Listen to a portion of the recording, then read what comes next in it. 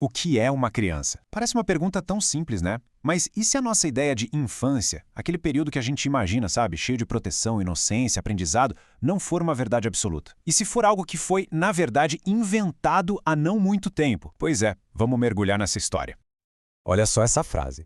Ela não era, a rigor, uma criança. Chega a ser um pouco chocante, né? Quem é essa ela? E como assim, mesmo jovem, não era considerada uma criança? Essa frase já joga a gente bem no meio de uma ideia que parece loucura. O significado de ser criança mudou, e mudou muito ao longo da história. Vamos dar uma olhada nesse contraste aqui. De um lado, o que a gente espera de uma criança de 4 anos hoje em dia. Aprender a amarrar os sapatos, coisas assim. Agora, olha o outro lado. Na América colonial, uma menina com a mesmíssima idade já estava tricotando meias e luvas. Com 6 anos, já fiava lã. Elas não estavam só brincando, não. Eram mini trabalhadoras, uma peça fundamental para a economia da família. Isso faz a gente parar para pensar. E aí que vem a grande pergunta que a gente vai investigar. Se essa infância que a gente conhece hoje nem sempre existiu, de onde é que ela saiu? A resposta, olha, revela muita, mas muita coisa sobre como a nossa sociedade chegou até aqui. E aqui está o ponto central de tudo. O nosso conceito moderno de infância, com todas as suas fases, proteções, isso não é uma regra da biologia, é uma construção social. Uma ideia que foi literalmente inventada e que foi mudando com o tempo, principalmente aqui no Ocidente. Um dos primeiros a levantar essa bola foi o historiador Filipe Ariès. Ele defendeu uma ideia bem radical para a época. Na sociedade medieval, as crianças eram vistas basicamente como adultos em miniatura. Sabe, a partir do momento em que elas já conseguiam se virar sem o cuidado direto da mãe ou de uma babá, pronto, elas já eram jogadas no mundo dos adultos. E esses pontos aqui dão uma ideia bem clara do que isso significava na prática. Imagina só a cena. Crianças e adultos dividindo os mesmos espaços, usando o mesmo tipo de roupa, não importava se era no trabalho ou numa festa. Não tinha um mundo das crianças separado. A infância, como essa fase protegida, especial, isso simplesmente não existia. Tá, mas como é que a gente saiu desse cenário e chegou no que temos hoje? Essa transição foi moldada por diferentes discursos, ou seja, diferentes maneiras de pensar sobre as crianças. Vamos dar uma olhada em 3 lentes históricas que, de certa forma, brigaram entre si e, no fim, se misturaram para criar a nossa ideia atual de infância.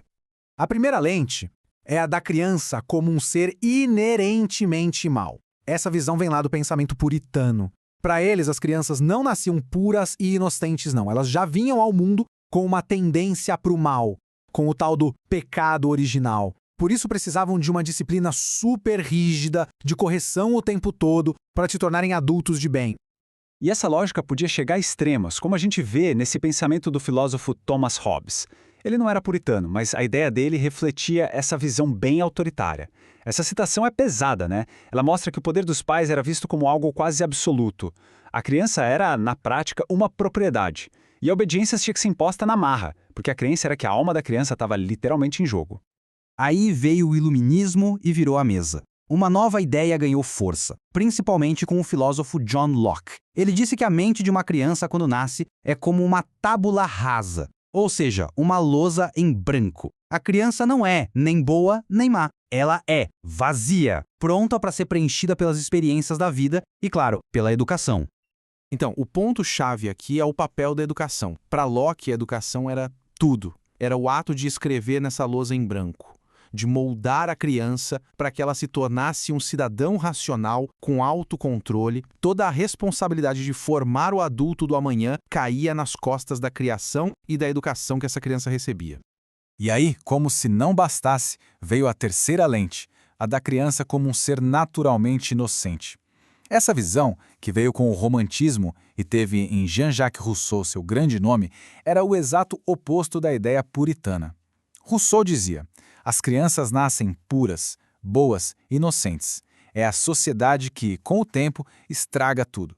A filosofia do Rousseau foi, assim, revolucionária. Ele defendia que a infância era um estado precioso, algo a ser preservado. A ideia não era mais apressar a criança para virar adulto quanto antes. Pelo contrário, a sociedade devia criar um tipo de redoma, um espaço protegido para que aquela bondade natural da criança pudesse crescer longe das más influências do mundo.